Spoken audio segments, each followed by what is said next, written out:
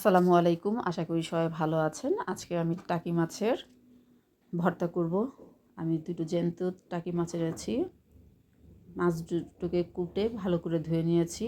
এরপর আমি একটি কড়াইতে দিয়েছি সেদ্ধ হওয়ার জন্য পানি, এবং পানির সাথে সামান্য হলুদের গুঁড়ো ও লবণ দিয়েছি।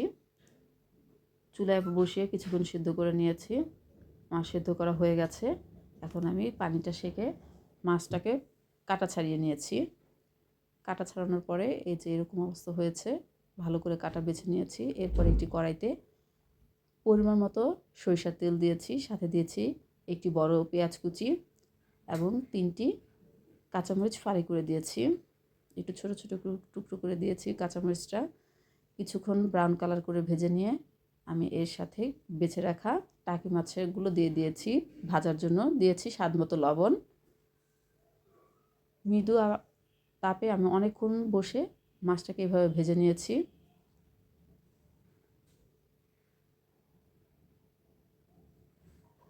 অনেকক্ষণ ভাজার পরে হয়ে গেছে। এর সাথে আমি কিছু ধনিয়া পাতা কুচি দিয়েছি। তারপর চুলা থেকে নামিয়ে নিয়েছি। সবাই ভালো থাকবেন। আল্লাহ হাফেজ।